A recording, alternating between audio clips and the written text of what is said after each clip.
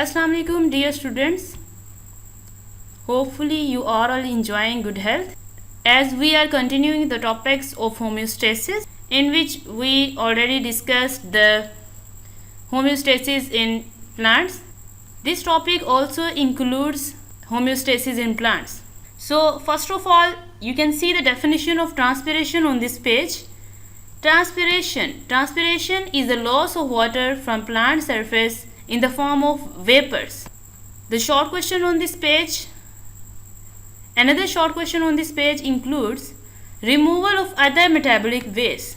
Question can be asked in exams in the form of how removal of metabolic waste other than oxygen, carbon dioxide and water occurs in plants.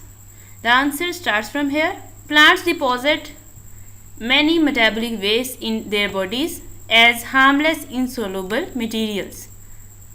For example, calcium oxalate is deposited in the form of crystals in leaves and stems of many plants, for example in tomato. Moving towards important MCQs on this page. First MCQ can be taken from the definition of transpiration. Transpiration is the loss of water from plant surface in the form of vapors. Next MCQ can be asked from this blue block. Guttation is not to be confused with dew, which condenses from the atmosphere onto the plant surface. Next MCQ, calcium oxalate is deposited in the form of crystals in the leaves and stems of many plants, for example in tomato. So these were the important MCQs and short questions on this page. Note it down. First short question on this page includes how metabolic wastes are removed from trees. The answer of this question includes in trees which shed their leaves yearly, the excretory products are removed from body during leaf fall. Moving towards the MCQs on this page, other waste materials that are removed by some plants are resins. The MCQs can be asked. Resin is the waste material of coniferous trees. Gums can be removed as waste material from Kikar plant. Latex is a waste product of rubber plant. The last MCQ on this page include mucilage can be removed as a waste product by coniferous plants and ladyfinger. So it's the indication of short question and MCQs on this page.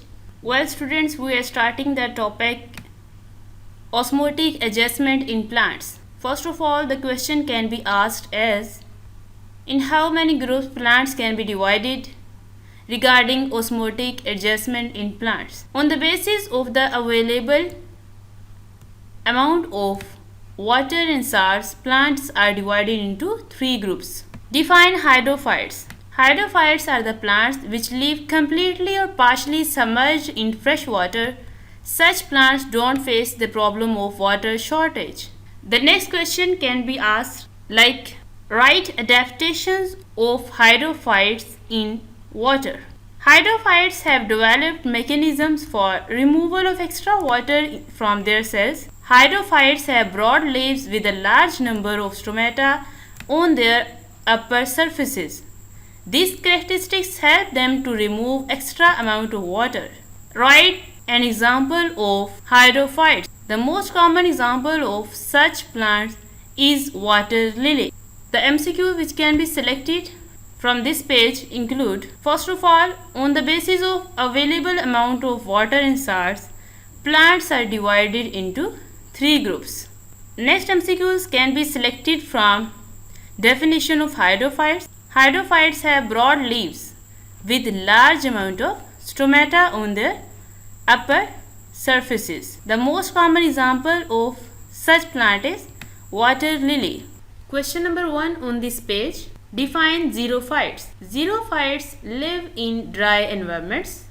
They possess thick, waxy cuticle over their epidermis to reduce water loss from internal tissues. Question number 2. What are the adaptations which xerophytes possess to live in dry environment?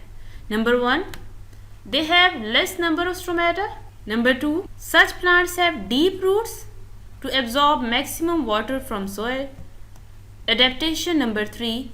Xerophytes have special parenchyma cells in stems or roots in which they store large quantities of water. Right?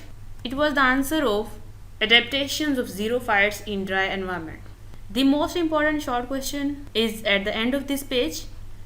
Define succulent organs. Some xerophytes have special parenchyma cells in stems or roots in which they store large quantities of water.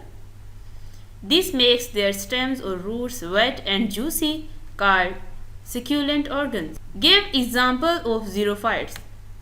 Cacti, singular. Cactus are the common examples of such plants. Moving towards the important MCQs on this page. First MCQ is taken from the definition of xerophytes. Xerophytes live in dry environments. They possess thick waxy cuticle over their epidermis. They have less number of stomata. Succulent organs are example of xerophyte is cacti. So these were the important short questions and MCQs on this page. Well, we will discuss some important short question firstly on this page. First short question include define halophytes. Halophytes live in sea waters and are adapted to salty environments. Question number 2. What are the adaptations which halophytes possess for living in sea water? Adaptations include salts enter in the bodies of such plants due to their higher concentration in sea water. On the other hand, water tends to move out of their cells into the hypertonic sea water. Now we would move towards the halophytes live in sea waters and are adapted to salty environments. Salts enter in the bodies of such plants due to their higher concentration in seawater. Another MCQ include water tends to move out of their cells into the hypertonic seawater. When salts enter into the cells, plants carry out active transport to move and hold large amount of salts in vacuoles. So students, this was the indication of short questions and MCQs on this page. We will continue this topic in the next video. Okay, thank you students.